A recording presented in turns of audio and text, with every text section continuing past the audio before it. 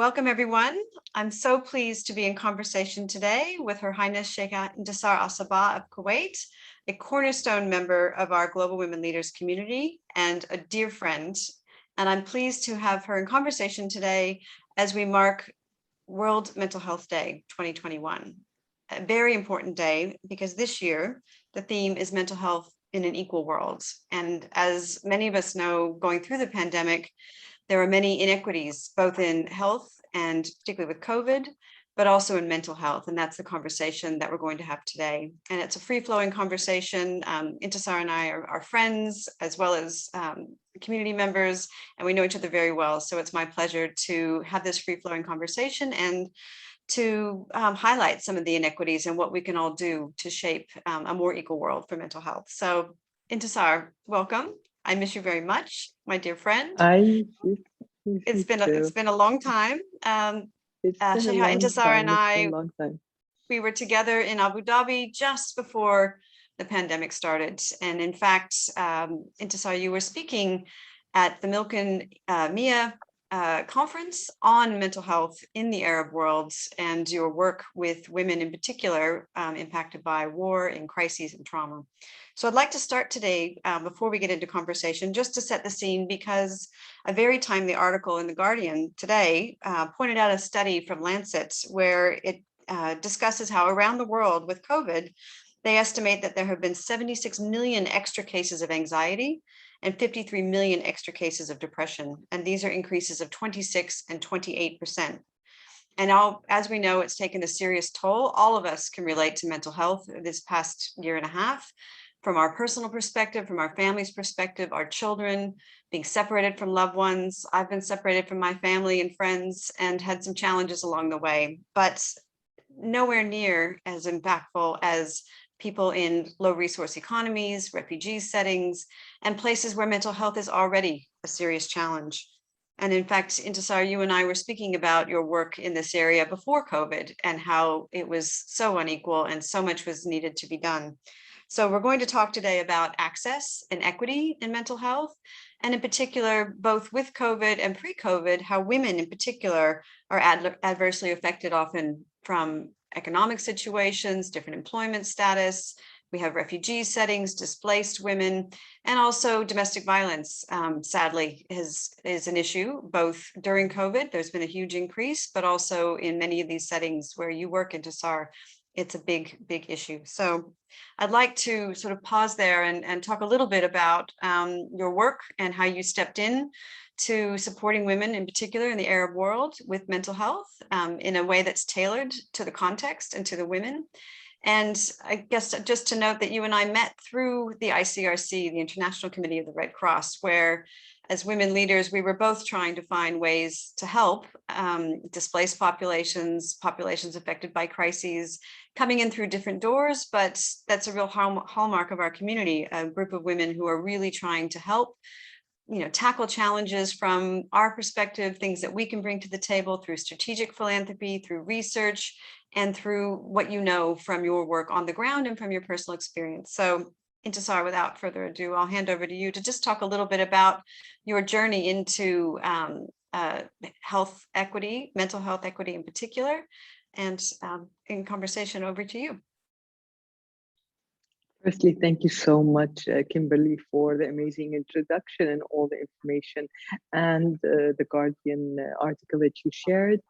I agree totally with with most of what you said. I'd like to start firstly, equity is finding something that works for both people and makes them both everyone feels good. And, speaking of today's conversation, there is equity because you're in Australia, I'm in Kuwait, there's a lot of hours in between. And we found a time that suits both equally as good. And that's what equity is. Equity is finding something that suits everyone. It might not be the A for everyone, but at least there's no C's and D's and B minuses. So everyone's sort of comfortable in where they are, and that's what we've realized over and over again, that a lot of women that we work with, and they could be refugees, they could be in conflict areas or in post-conflict areas, they don't have the resources, number one, to demand what they want, to ask for what they want, to realize that they are worth what they want.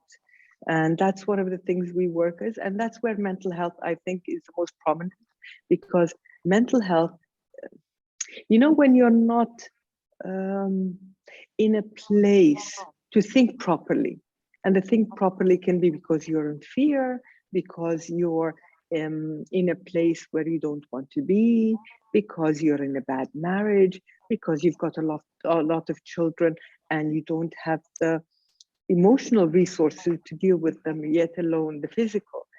There's a lot going on that can affect our mental health, and our women who are affected by war or violence need a lot of support to bring them up to a place where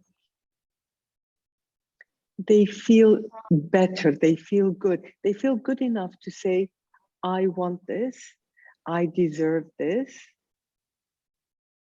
without wanting to take it from someone else, because that's what fear does. It makes you, it's like you've got two people who cannot swim in the middle of the sea. They might pull each other down. But imagine if we give them both lifeboats or buoys, and they can both float. So that's what we do. We allow them to realize they're in a safe place. They can take care of themselves. There is someone supporting them. And we do that with group therapy using drama therapy. And that's where what we do is so different from a lot of other organizations. We use drama therapy that's non-stigmatizing, that is acceptable because it's with the arts, but it's very, like, we start off saying, oh, you're just going to come and have fun.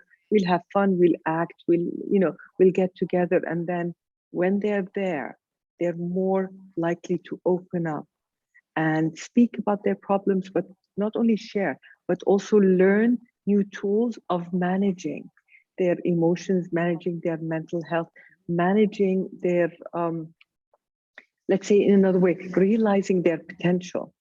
It's very interesting what we do, because I can sit here all day and speak about the transformation we see with the women. And I've seen it over and over and over again with the most severe cases. I'm not saying severe cases of depression, but severe cases in the cases of women that we take on. We cannot take on very mentally depressed women because that's more of a medical challenge. But we've had women who are on any kind of medication, and we've seen them get off the medication after 16 weeks. What are some of your experiences as you sort of stepped into this space and started researching how you could help with mental health, and you came upon drama therapy as the best method in this case with the women you're working with? What did you see in terms of the landscape, talking about mental health equity or inequity? There was another article from the Lancet which pointed out that rather than even equity, in low resource settings and displaced settings and in very challenging areas, there should actually be more investment in mental health. People often, focus on the aid, humanitarian settings, and I think it's only something like 0.5% of development aid goes for mental health, and that doesn't even include a humanitarian situation. So you stepped in sort of through the humanitarian door. And in our conversation, you've told me you found it wasn't just the refugee women or the displaced women in Lebanon in this case, but it was, all kinds of different women in, the challenges in Lebanon and the situation there. So can you talk a little bit about, I guess, that should there be overinvestment or more focus on this? And you've even said that mental health is a human right that we're letting, that we're failing to deliver. Okay, I would like to first confess that I am a survivor of war. I went through a lot of mental health. I'm not saying a lot of mental health compared to people who've got a really bad mental health, but I did go through years of being angry, living in lots of fear, and that was post. So I was only a refugee for 6 months, and I was a posh refugee, if you could call it one. But I left Kuwait under gunfire. So I lived in Kuwait for 2 weeks. there was bombing, I had my children to take care of, I had my mother, my grandmother, everyone was crying. There was a lot of trauma going on.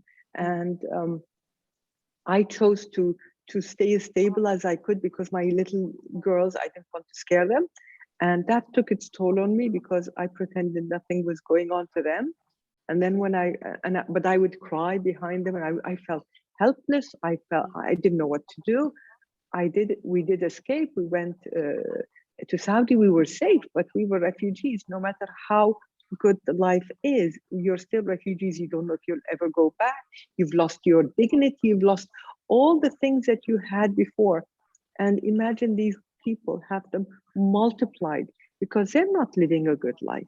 They have no prospect. They've been there for years. So, you know, my heart goes to refugees because I've lived a fraction of their insecurity, and I'll say insecurity more than anything else.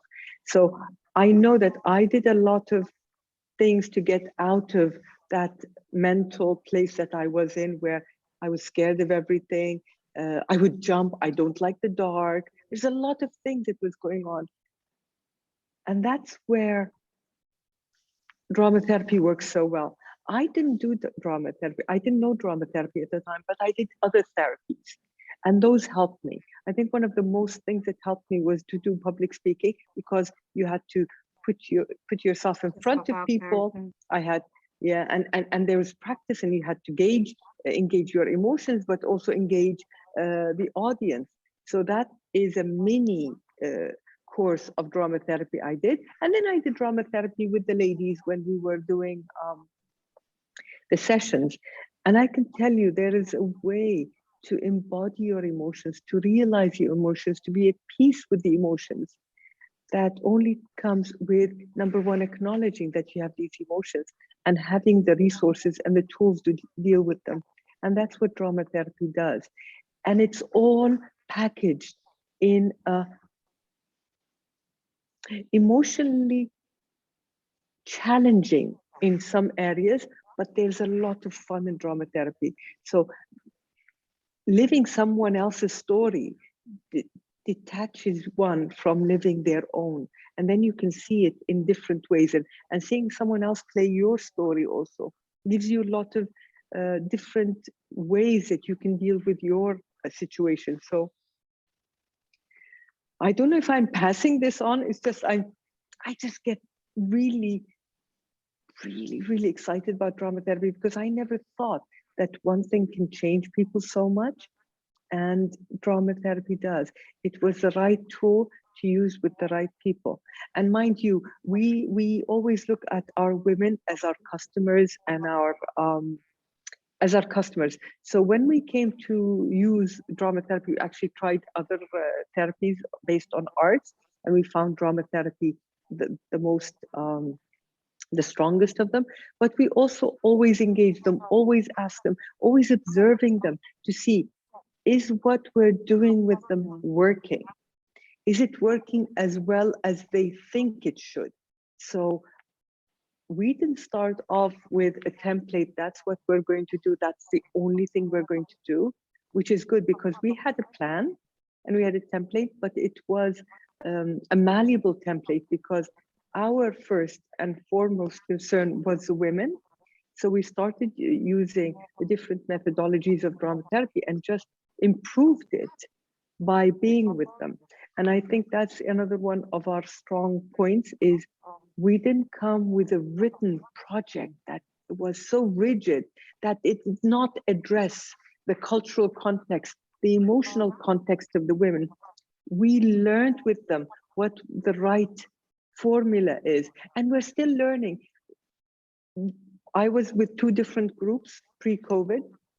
One group had less emotional difficulties, and one group had more. And it was very interesting. And they're two different countries. It was very interesting how the two therapists, one in Lebanon, one in Jordan, worked with the two groups differently, but at the same time with a lot of similarities. But with each group, we also always do research. We have a researcher assessing the women and also helping the therapist to hold the group together, and we're able to slightly customize for the women, no matter where the emotional difficulties or the level of emotional difficulties or mental difficulties they have. So one of the main things I would strongly advocate, if I could, is humanitarian work has to include mental health, but it also has to include customized mental health. There's no one thing fits all, and it has to be in the language of the people. In Lebanon and Jordan, they have a lot of trainings on different therapies, or let's say they have group therapies, but a lot of the time it's translated. And that's the other thing we found that doesn't work. We speak to the women in their mother tongue, in their emotional, not mother tongue even, in their emotional language. And when you speak to them in their emotional language, they get it.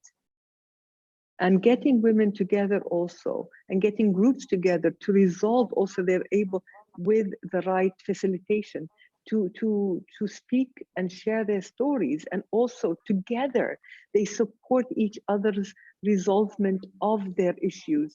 And we've seen women who thought they had no one, and suddenly they come within the group, and their daughter gets sick, they have someone to call to go with them to the hospital. So these are part of all the humanitarian aid and humanitarian glue that you need to get this community together, which is not always done when humanitarian aid is administered. There are 3 or 4 things out of what you just said I want to pick up on. The first one is the fun element. So I've been involved in play therapy with children for many, many years now, supporting in different board and other roles across the world, and it works. And there's an element of fun, and sort of, stepping away from yourself and being able to connect and have fun, and all of it's a proper discipline. It's not play, it's play therapy, and the therapists are qualified at the master's level, as your therapists are. So I think that's very important, and I can see the sort of elements going through there. The other hat that I wear is I'm the chair for the Center for Global Equality at Cambridge, which is all about inclusive innovation, whether you're taking a water technology out of Cambridge PhDs, or you're taking drama therapy from research and lived experience and on the ground consultation and innovation. It's the only way it works. I'm sure you've seen examples of, people trying to help with mental health, where they may be taking something from another context and trying to put it into, the Arab world. It doesn't take account of, the social realities of the women, the cultural realities of their family situation, all of those things. And I know that are part of your approach and your willingness to iterate. And I think this is where it's interesting, going to my third point, is communities like ours, where we have attracted a cross sector of women from what you're doing. You are an active founder. You are not a patron of this. You are the founder and driving the vision and the work. This is what we need more of. And we have a lot of women in our community who have stepped out of different roles. Some came out of humanitarian work, and they're seeing a better way to, in some cases, include the voices of the people in the aid or what they need. So there's synergies with what you're saying. What do they actually need? As opposed to what they're given. And this inclusive approach, where you really have to work together. I think there's an element that women bring to this, because we support each other as well, just as the women in your community are supporting each other. And there's that collaborative approach where I think women work quite well together, which I can see the thread pulling through your program and pulling right through our community. And I think more women in leadership roles in humanitarian agencies, and also not just within, but working across groups like ours and people like us who are trying to bring another angle or another lived experience or another approach, and listening to each other to make sure that we keep the people, and in this case, the women, at the center. So that's why I'm so thrilled to speak with you today and to share your story, because it's so much more than the intervention you do, which is critical. But if we're going to provide more equity in mental health, if we're going to scale this up, these are trained and qualified therapists, and it needs investment. We have to invest in this to bring equity, and we have to overinvest, according to the Lancet, if we're going to even bring some of these, socioeconomic and displacement settings up to equal. So as we are discussing on World Mental Health Day, I guess I'd throw to you, what do you see as the opportunity and how you use your position to sort of get this on the agenda, call for more investment, and what is the way forward from where you sit, both with your program and also for the sector? Well, thank you very much I have a lot of things to answer to what you just said, and thank you for saying them all. Number one is, fun. If you think at most programs, they're geared toward children, especially the fun programs. Yes. We forget as human beings that we also need to have fun. Fun is the basis of what makes us tolerate or be able to deal with things as they come in life.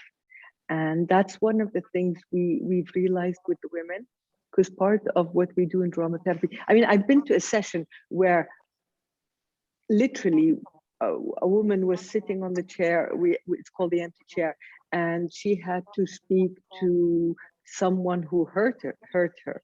And she wanted to speak to her husband, and her voice was very low. She wasn't even showing the anger. She was just so suppressed. And she was speaking in a very quiet voice. And so I said, let me show you what I would do. And I just sat there and I started not venting, like saying, this is how I feel. And I was saying it in a loud voice. And I told I had one of my husbands was abusive. I've gone through part of what you've gone through. I just choose not to keep it in anymore. And so I was sort of venting with her and saying, you can't do this to me. And then she started venting too, and sort of speaking what she had in her mind, but it was just so close. And even shouting, which was really good. She needed to let go. So we're crying. So we're together. The whole group, we're venting and crying, not venting, sort of speaking our minds and crying. And as soon as that was not even done with, but as soon as we let go of the biggest emotion, the therapist put music and made us dance. So you can imagine, from sort of going through this anguish, shared anguish, which makes it much less lethal, to shared fun. And we went from literally tears streaming down our eyes to holding pieces of cloth and dancing and making these beautiful shapes with the cloth. So we forget that every human being deserves the time to have fun, because it's only with smiling, with music, with fun, with body movement, can we let go of the emotional stress we have in our body. So that's one of the things I wanted to share, is we forget that women and men need to have fun. That's the biggest part of I think mental health that we are oblivious to, is if you allow people to have fun, they have more resources to deal with the daily challenges that they get. So that's one. The other thing that you said was we have to overinvest. What is overinvesting? Overinvesting means putting more than what previously people thought was the minimum that needed to be put in. We've seen day after day after day, every time we have a program, we see the women go from sad, powerless, fearful, to more powerful, willing to take action to change her life. See, this willingness to take action is the most courageous thing the women can do, because sometimes they just become passive in their life, and the passiveness makes them very angry and very emotionally distraught. And so what happens is they allow violence on themselves, and then they sort of become, in a way, without even meaning to, become violent with their children.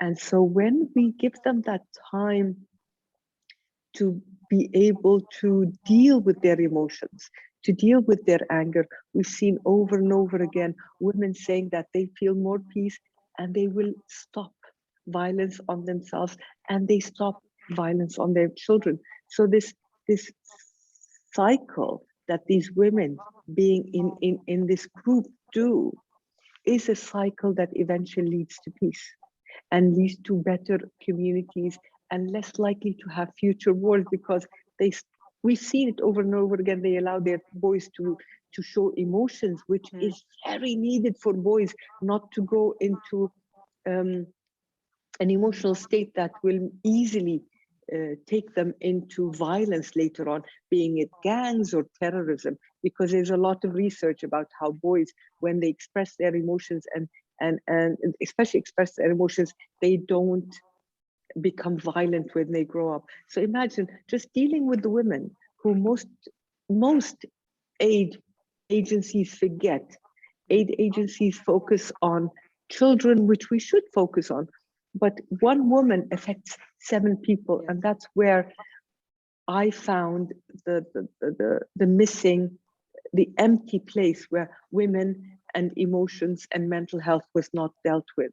And that's why when I went in and found drama therapy that works in an amazing way, I started saying, and I'm not saying me personally, because we do research from the onset. We started doing research from day one, and we've published a lot of research and a lot of reports on the changes in the women. We have a new research that we're going to start. We were supposed to start in September, but we're starting in the next few weeks, where we measure the changes physiologically on the women, but also the changes in the neuroplasticity of their brain. What happens when they go from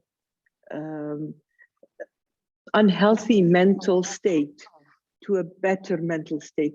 What does it do to their body, to their vital signs, but also what does it do to the brain matter, to the neuroplasticity of the brain? For us to be able to just say, for me to say, we're going to be doing that research means we have a lot of evidence that there's a lot of change in the women. And so we're confident enough that there'll be enough change for us to research it and document it. And we're actually going to be doing a documentary on it too. That's fantastic. I mean, your strategic approach to this, to come back to strategic philanthropy, it's not always just money. It's evidence-based. It's getting the issue on the agenda. It's talking about how it intersects with all the other pieces. I know that there's a lot, I mean, I'm sure you've seen it with the women you work with. There's a lot of money put into, rightly, into, you know, skills training programs, all kinds of things that are offered for women who have gone through trauma and crises. But we know ourselves, if you are not in a good mental state, just as with children, if you try to apply education and aid and they're not in a good mental state, it won't stick. And so we have to put mental health in as the foundation, right alongside food, water, shelter. If you don't have strong mental health, you can't accept the good programs and things that are being put forward to, you know, lift socioeconomic status, education, employment, all of these things. So I guess trying to sort of get closer to the end of our conversation, what is the way forward? How can women like us, how can our community, how can others in positions of influence and expertise help tell this story? A documentary is a great way to do that. Let's get it on the agenda. Let's educate people about where and how this all fits in. But in terms of, I guess, my last hat that I wear, I'm the co-chair for the Center for Disaster Protection. We know ahead of time when disaster strikes, when crises hit, that women are overly impacted, they're holding it together, and their mental health takes a huge hit. How can we get better at pre-positioning and knowing that this is going to be needed, and invest in those tools, those training up now, the therapists that are required, and training the humanitarian workers, and also sort of bringing in partners to do this?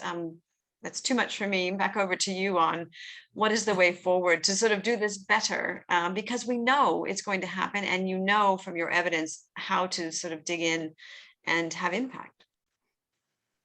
Well, one of the things I've realized is look at what works and use it. Don't reinvent the wheel. Yes. Okay, so if we're going to look at the mental health aspect of the world, I'm not even going to look at women. We work with women because we found the gap that most NGOs or most charities don't even consider women's health. They do vocational training, and you know, all our women, because we work with local NGOs that have access to all these women, and these local NGOs actually work with other international NGOs, and they do vocational training, they do different kinds of training. And what we've realized is you're teaching something to someone who doesn't always have the focus that is needed to learn it. So I'll give you an example. We worked with a group in Jordan who've done a lot of women's leadership courses. They've done women's vocational training. They've done women's rights. They've done a lot of workshops and a lot of seminars and everything. And actually the head of the NGO at week 16 at the graduation of the ladies looked at us and said, "Oh my God, I can't believe these ladies have changed so much." They've been with the NGO for a few years. They're not novices to getting any kind of humanitarian aid, if you want to think of it as in vocational training or anything else. But they just, you know, you're speaking to their cognitive mind when their emotions are stopping it and their bodies are full of negative emotions, because emotions get stuck in the joints and in the muscles. So after drama therapy, a lot of the women that we worked with actually realized they can make money. And all these years, they didn't realize it. They were making money, but they didn't realize it. It's suddenly, you know, it's suddenly something ignites in your brain. You think, "Oh my God, I can do it. I can do it myself." And that's what we've had some of the women do. They suddenly say, "We can make money. We have been making money. We can grow it." So we found with mental health, with better mental health, there's more economic empowerment. There is more emotional empowerment. And with that, when you come to train them on anything, they get it quicker, they understand it quicker. One of the things with vocational training is we train them, but then we don't give them the medium to be able to implement what they trained. But if we give them the mental health aspect with it, they will be able to find better the places where they can implement what they were trained at. So we can give vocational training, we can give any kind of other training, but when we don't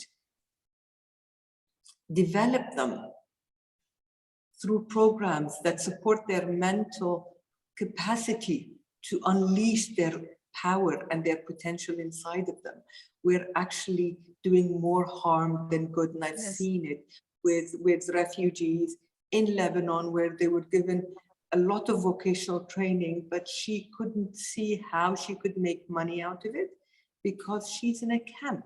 So giving them vocational training and keeping them in the camp is sometimes mentally disabling and so mental health has to be first, and then you build up on it, and it's not the other way around.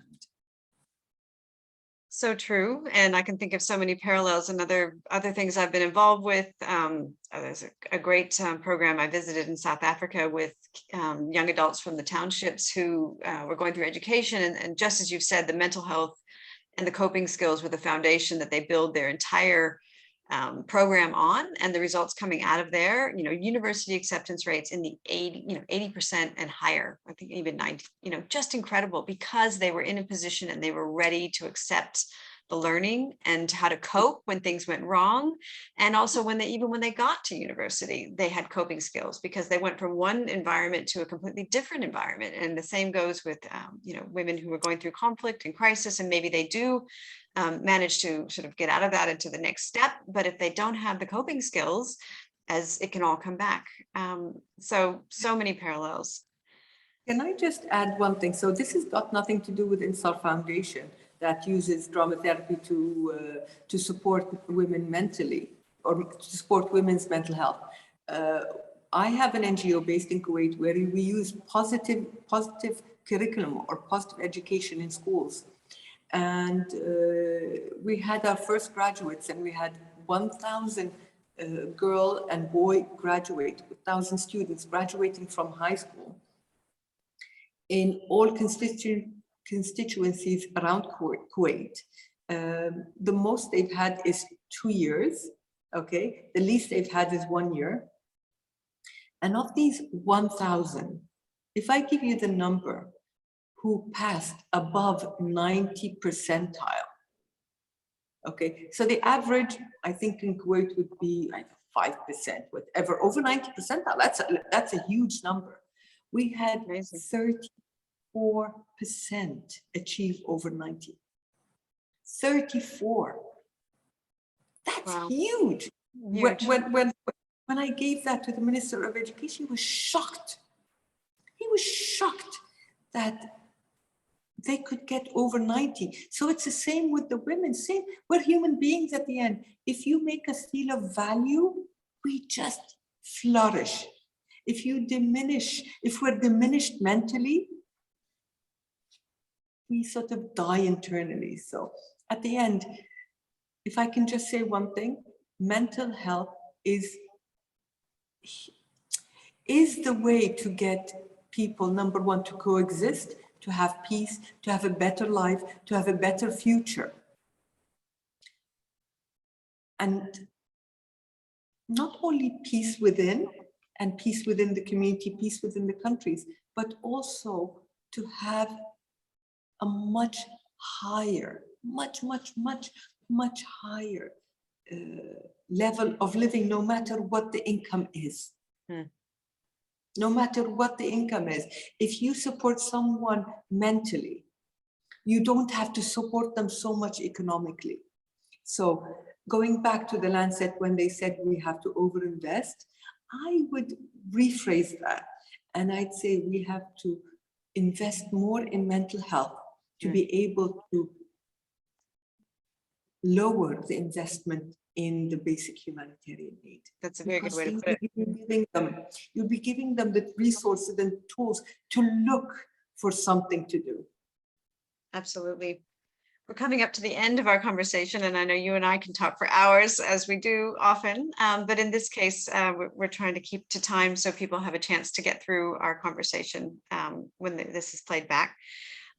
For me, I guess I'd like to ask you what your wish or your hope is going forward, and I'll give you mine. I'll share mine first. So I hope that one good thing that might come out of all of the terrible things that have come from COVID is that everyone, everywhere around the world has a much deeper understanding of mental health, of the situation and the feelings and the circumstance, even a glimmer of what many people go through every day in low resource settings, in refugee settings, displaced settings. We are on our 3.5 month of lockdown here in Sydney. We get out in 2 days.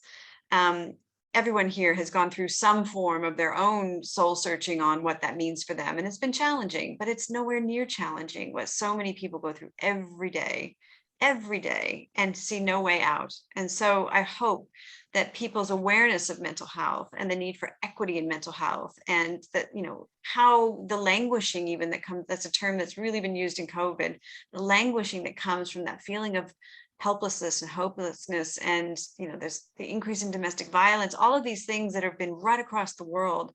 I hope that maybe from that people will pay more attention and therefore call for more resources to bring this basic human right to people everywhere, because we all deserve to have strong mental health so we can be active participants in life. As you said, no matter what the resource setting, you can help yourself so much more, and if you're in a good place to accept that help and move forward in a way where you feel empowered. But Intisar, what is your hope for the future, for your program and also for mental health on this World Mental Health Day? One thing about COVID, it's democratized mental ill health. We all now realize that when we're afraid, we're helpless, we're paralyzed. And I don't think there's one human being in this world through the COVID who hasn't gone through at least a day of being paralyzed because they don't know what's coming. And this realization, or this new ability to understand people who are less fortunate, or who are going through this daily, as opposed to us going through it for months or days or a couple of years. These people are going through this daily. They don't know what's happening. They're in fear the whole time. They don't know what their future is going to happen. Are they going to live? Are they going to die? Do they have a country? Do they have not a country? Is their husband going to be abusive to them? Are their children going to annoy them? It's this dilemma that a lot of the women who are affected by violence and war go through. And all women, I think, now understand this hole that these women are in. And because we understand it, we can do more towards it. So I don't even want to think of hope that more focus will be given to the mental well-being of people around the world. It will. We all went through it. The fact that because I was a refugee, I understand partially. I don't even have the audacity to say I understand what they go through. I don't. I understand partially of what they're going through daily, but I do have at least one toe or a foot inside their camp. And we all have more inside their camp now than ever pre-COVID. And this engagement with their pain, because we are engaged with the pain. It's more of a collective pain that's sort of growing. And with it comes the desire for us to lessen the pain within ourselves and within others. And so this is where it is. I don't have hope because I know it's going to happen. Let's say, I don't look at hope because I am very hopeful that it's going to happen, that people will get together. People understand mental health more. People understand the inability to function when you're mentally not able to function. And I know, and I'm sure that more focus, more energy is going to be given to mental health than what was being done pre-COVID. Well, and I'm sure that it will, thanks to you, Intisar, and your work and your research and your documentary. All of these things count. It would be easy to sit back and do a few small programs and helping anyone, one person, one woman is what we should all aim to do. But your strategic approach, I just want to finish on that, your strategic approach to philanthropy, both with your own time, your own resources, but also bringing together expertise. That's the definition of strategic philanthropy. When the Milken Institute started their strategic philanthropy program, when the Center for Strategic Philanthropy at the Judge Business School, which has just been formed, set up their mission and their way of working. It's drawing together the experts, doing the research, and really doing something that is implementable, scalable, and sustainable for real change. And so I really want to applaud you. I know you're very humble. It's not all about you, but it's you are someone who really digs in and works. You work very hard. I've seen it firsthand. And I really respect you as a person, as a woman, and as a friend. And I'm proud to call you a member of our community. And on that, I would just like to thank you. And I would like to thank all of the members of our community who are listening in and watching, and invite you to step forward and have another conversation with me and our other members in our community and beyond, to bring these issues to light, to let people understand the issues in a way that they can sort of really, as women are lifelong learners, we like to dig in and understand. And I know you are a lifelong learner, as am I, and we invite others to sort of join us on this journey of community. Intisar, anything from you just to close off? I would like to just say thank you to our women. They literally ignite us with passion. They really do. Once when I used to be able to go to the field, I can't now. Inshallah, I'll be going back soon. When I was going to the field, I just enjoyed being with them because I got this energy and hope. And I just had this really good feeling being with them because, them releasing their pain would actually release the pain in me too. So if you think of us, you know, we're a human consciousness and we're all connected in one way or the other. And so releasing, as you said, supporting one person would actually support oneself too. And we always have to think of that. No one has to eat the whole elephant. If everyone takes one, poor elephant, I don't like eating elephants, but take that analogy. If everyone takes one small bite, imagine how much difference we can do. And, you know, I would like also to thank our team at Intisar Foundation. So when you're saying strategic philanthropy, we are strategic. We have a mini team that are doing so much because there's passion and there's a plan. Yes. And there's a very good strategy. We don't do haphazard. We don't waste our energy doing anything except what we're focused on. And, you know, I've been asked over and over again, work with children, I said, no, we're only working with women. And this is what's strategic about what we do. We focus on women. We focus on the mental well-being of women. We focus on drama therapy and theater techniques. That focus allows us to do a lot in a short time with less work than if we wanted to help everyone at the same time and lose our focus. So a jack of trades, a king of nothing. We concentrate on women, peace building, ground up peace building and mental health.